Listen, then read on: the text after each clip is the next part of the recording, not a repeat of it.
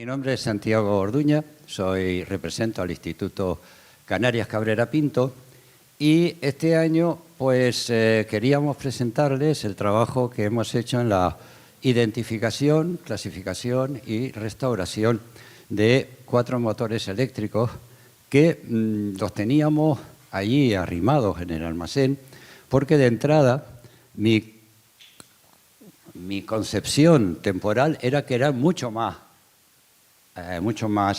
recientes. Y que resultó que al revisar los datos que teníamos de un poco la historia del instituto, vimos que quizás coincidían con algunos mucho más antiguos. Bueno, antes que nada, hacer un contexto. También quiero hacer como una presentación, vamos a decir, agradable para todos. No voy a hacer aquí una presentación técnica como si fuéramos para ingenieros, porque creo que no es el momento ni la forma, ¿no? Bueno, decirles que la electricidad en Canarias llegó relativamente temprano y que sorprendentemente no fueron ninguna de las islas capitalinas, Gran Canaria y Tenerife, las que tuvieron el fluido eléctrico en primer lugar, sino que fue la isla de La Palma, concretamente la ciudad de Santa Cruz de La Palma. En 1893 se constituye la Sociedad Anónima del Electrón y da luz en las Navidades de ese año mediante una central hidroeléctrica situado en la parte alta del Barranco del Río por encima de la iglesia de la Virgen de las Nieves. Decirles también que fue la sexta ciudad del mundo que tuvo este servicio. Bueno, un poco posterior ya, en el año 1894 se constituye en Gran Canaria la Compañía Cooperativa de Energía Eléctrica de Las Palmas, pero decirles también que no fue la primera que tuvo ese servicio, porque la ciudad de Aruca se le adelantó, utilizando también una central hidroeléctrica que bueno, tenía un servicio relativamente pequeño, pero fue la primera. En cuanto a Tenerife, también decirles que la capital no fue la primera, sino nada menos que la tercera.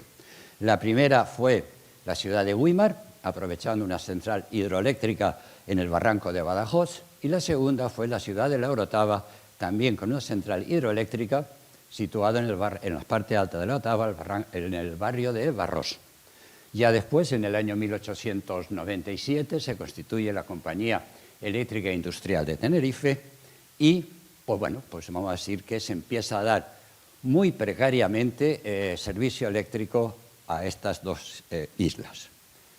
Bueno, aquí tenemos las dos centrales. La de la izquierda está ubicada, los que conocen Santa Cruz lo habrán ubicado, al lado de la Torre de la Concepción, mientras que la derecha está más difícil, pero creo que ahora hay un complejo deportivo, la zona de Sincer, ¿no? Pues eso. Entonces, son dos centrales térmicas en este caso, porque no hay suministro de agua para poder utilizarlas. Bueno, y también indicarles que en el año 1891, es decir, casi 6 años antes de que se utilizara o se empezara a crear electricidad, un catedrático, el amigo Francisco J. Viedma, se le ocurrió o vio la necesidad o la inquietud de empezar a suministrar fluido eléctrico a una parte del instituto. Después aclararemos o ampliaremos un poco más esta información. En todo caso, chapó por el profesor, ¿no? Igual le tenían que regalar 3 o 4 trienios más por su valentía y por el hecho de estar muy al día de lo que estaba ocurriendo en el mundo. Bien. De los 4 modelos, el primero sería este, el modelo Passinotti-Gramme, así figura en los anales de compra del centro. Está fechado en 1913, tiene un tamaño relativamente pequeño y llegar a la conclusión de que el aparato era esto tampoco fue un camino sencillo ni corto, porque yo, viéndolo muchas veces, yo cuando paso por el almacén y me digo a ver lo que queda por restaurar, a mí me daba la sensación de que esto era un radiador de coche. Pero bueno, esto era muy subjetivo, ¿no? Pues bueno, el modelo no teníamos ni idea de qué era, hasta que, ¿qué se hace? Paciencia con Internet, paciencia con los catálogos, y descubrimos que en un catálogo de Max Cole de 1905 había un modelo que se parece muchísimo. Eso nos puso ya en la pista de lo que era, y a partir de ahí pues ya pudimos darle una cierta historia. No hemos encontrado ninguna información para su uso, entonces entendemos que se adquirió como con finalidades didácticas para poder informar al alumnado de esa cosa nueva que era la electricidad y su uso a través de unos aparatos que podían ser lo que se llamaban dinamos o motores. Bueno, el señor Pasinotti, porque viene el nombre, pues resulta que era un italiano, tuvo una idea nueva, que es darle lo que era el inducido de forma circular, con lo cual mejoraba mucho el rendimiento, y que se dedicó a producir tanto dinamos como motores. Para recordarlo, el motor es el aparato que transforma energía eléctrica en energía mecánica, y la dinamo justo a lo contrario, energía mecánica en energía eléctrica. El amigo Zenove Grame, constructor también, este era belga, construyó la primera dinamo industrial en 1870. También me gustaría situarlos históricamente. Las primeras experiencias teóricas entre la interacción del campo eléctrico y el campo magnético, a cargo de Michael Faraday, fueron en los años 20, pero eso era pura teoría. Michael Faraday hizo alguna cosa, pero no consiguió su aplicación práctica.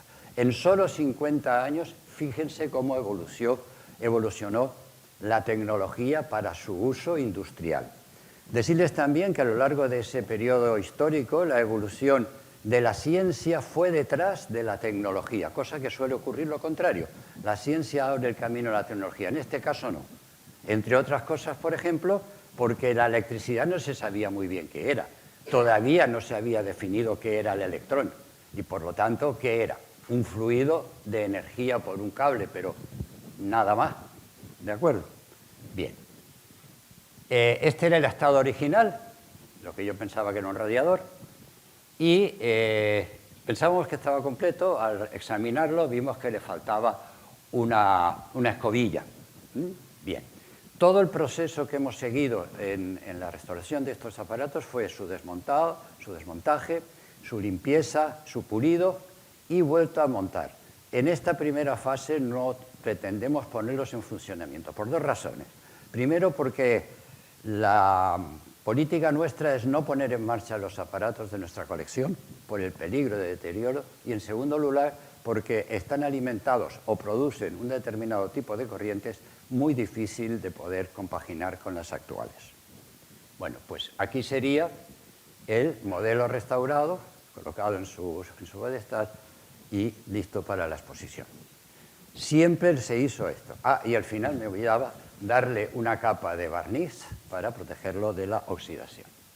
Bueno, el segundo aparato, máquina dinamoeléctrica, este cuando lo tenía en el almacén, yo le llamaba el lechoncito. ¿No se parece a un lechón? Pues ese. Pues el lechoncito, aparte de tenerlo, no teníamos ni idea de qué era, ¿no? Y cuando no tienes idea, pues a perder tiempo buscando el tema. Sabíamos que, bueno, una vez identificado, sabíamos de qué año era, 89, 90. Estamos para allá. Con las dimensiones un poco mayor, fabricante desconocido, y este sí sabemos que fue el que utilizó el amigo Francisco para producir electricidad. ¿Con qué? Con una máquina de vapor de 2 caballos de origen suizo que no hemos podido encontrar en el año 1891. Es decir, este aparato se compró para el amigo Francisco para que hiciera experimentos con la electricidad allí. Bien, bueno, no teníamos idea de nada más. Aquí encontramos en Internet un modelo, fíjense que es exacto al nuestro, y nos confirmó la idea de, ven esos pitorritos de arriba, esos sirven para engrasar el eje del motor. Son de la misma marca y de la misma forma del nuestro. Por lo tanto, nos confirmó que es un modelo Schucker, de 1887, 2 años antes de que llegara al centro. ¿Cómo llegó? ¿Cómo se las ingenió el amigo Francisco para que llegara? Puede ser un objeto de investigación interesante. El constructor Schucker, de la compañía, fabricaba aparatos dinamo con la tecnología de Siemens. Aquí hay que decirles que mientras que en Estados Unidos la tecnología de la electricidad corrió a cargo de Thomas Alva Edison con su General Electric, primero con la energía, con la corriente continua, que vio que no tenía futuro, y tomó el relevo la casa Westinghouse con su hiperlativo tecnólogo, que fue Thomas Alva Edison, Nikola Tesla, que de alguna manera desarrolló este tipo de aparatos. Mientras que en Europa el que llevaba al gato al agua totalmente era la casa Siemens. Creó con la empresa Siemens, Siemens Schucker, como se diga en alemán, que esto es complicado. Bien, aquí tenemos el lechoncito tal como estaba, desmontado, pulido y demás, y tal como lo tenemos ahora en exposición. Estamos a 7 minutos, ay mi madre, me tienes que dar 1,5 más, ¿eh? Vale, perfecto. Bueno, pues vamos al tercero, motor trifásico, motor eléctrico trifásico. Lo primero que a mí me creó mucha duda es que en este año, en 1909, existiera la corriente trifásica.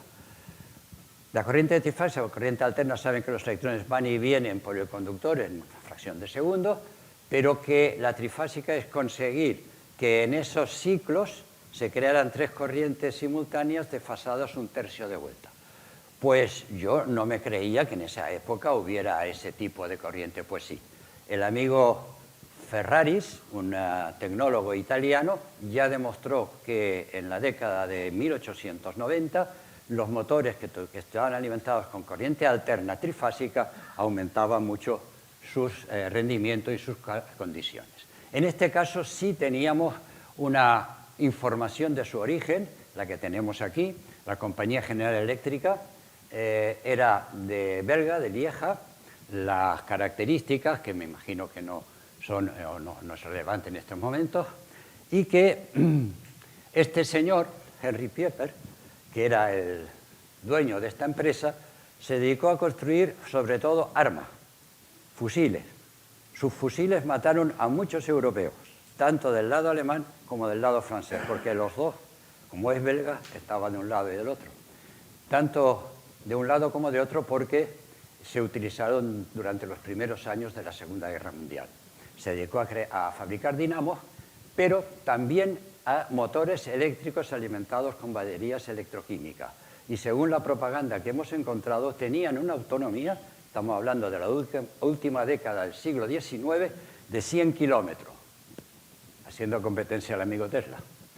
Bien, para corroborar esta idea de que la corriente trifásica ya se utilizaba, decirles que la Exposición Universal de París de 1900 fue alimentada con un generador de este señor con corriente trifásica. Bien, aquí vemos cómo estaba en estado original y después de todo el proceso que les he indicado al principio, al final. ¿Vale? Y por último, 5 minutos, ¿me quedan? 6. Vale, gracias. Vamos a ir más rápido. El último es un transformador. A nosotros también nos costó mucho entender qué es un transformador o por qué era un transformador. Parece ser que la corriente eléctrica llegó a nuestro centro en 1910, pero cuidado, porque yo no tengo claro que sea de la calle. Allí la bibliografía no lo aclara. La única manera de aclararlo es ver los recibos que se pagaban para la electricidad, pero en estos momentos no es posible consultarlo. Porque en el año 1910 se crea una compañía de tranvías que va de Santa Cruz a Tacoronte y tiene su propia central eléctrica y, evidentemente, como van con electricidad, pasa por Arcosa. Pero No está claro si la electricidad del centro es de fabricación propia o exterior. Bien. Bueno, pues este cacharro, que sí teníamos placa con sus características, pero no sabíamos el fabricante, pues como siempre tuvimos que recurrir a la bibliografía para saber más o menos de qué iba esto, ¿no? Y vimos un modelo muy parecido, ¿lo ven? También en el catálogo de Match Call de 1905. A partir de allí encontramos que era un aparato que obtenía mediante energía externa una corriente continua, ahí lo tenemos, a la izquierda, este sería el generador de corriente continua, y el otro lado, a través de estos aros, según la conexión de estos aros con el rotor del motor, se obtenía una corriente eléctrica alterna trifásica.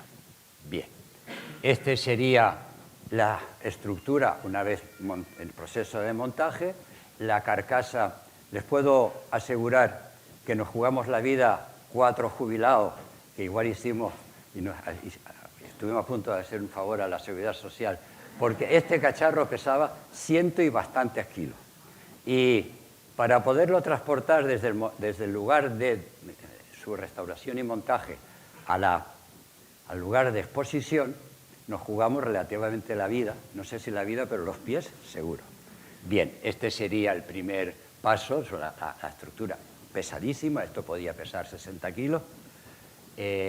Las bobinas, este tipo de bobinas son las que permiten la transformación en corriente alterna trifásica en función de la conexión de estas 4 bobinas y, sobre todo, esta distribución rodeada de este cilindro de hierro fundido le da una gran permeabilidad magnética, es decir, concentra mucho las líneas de campo magnético para que produzca un buen rendimiento del motor.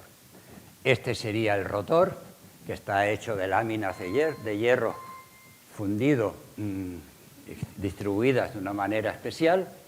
3, bien, estoy en tiempo, aún queda la... Y los colectores, el de la derecha corriente continua, izquierda el transformador corriente alterna. Curiosamente, o al menos eso me sorprendió, el de la derecha eran de grafito, el de la izquierda eran de cobre, de láminas de cobre endurecido. Y por último, una cosa curiosa también, nosotros tendemos a pensar que el plástico ha existido toda la vida y aislar las cosas eléctricas con plástico ha existido. Pues no, en aquella época no existía el plástico y las zonas de aislamiento se realizaban con las zonas más groseras con papel encerado y las más delicadas con láminas de mica, ¿vale? Agüita. Bien, esto era el estado original. Este era ya el proceso de montaje y con todos los cables y esto costó más que yo qué sé. Y bueno, el proceso, toda la zona de colectores, sin los electrodos y los más, y al final es como quedó en nuestra exposición. Aquella novena arañazos ahí, pues eso nos costó, ni les digo. Bueno, pues estamos en tiempo, ¿no? Pues nada, pues este ha sido un poco la exposición que quería hacerles. Decirles también que este tipo de procesos, lo digo para que los que tengan todavía cosas por restaurar, que te da mucha satisfacción. Primero, porque salva del chatarrero una serie de objetos que están ligados a un lugar y a una historia, y por lo tanto es patrimonio. Y en segundo lugar, y sobre todo, porque a cada uno de estos objetos le das una historia, le das un DNI, y si está un DNI, está registrado y puede ser consultado o por lo menos conservado como historia científica de nuestro entorno. Pues muchas gracias.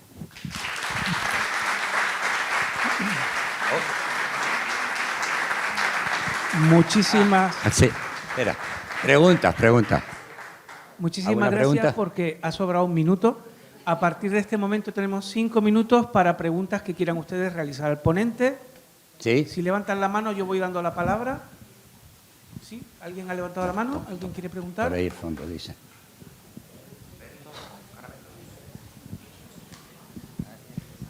¿Nadie? Eso significa que ha estado todo muy claro y muy bien explicado. Pues muchísimas gracias. Gracias a ustedes. Buenos gracias días. por atenerse al tiempo.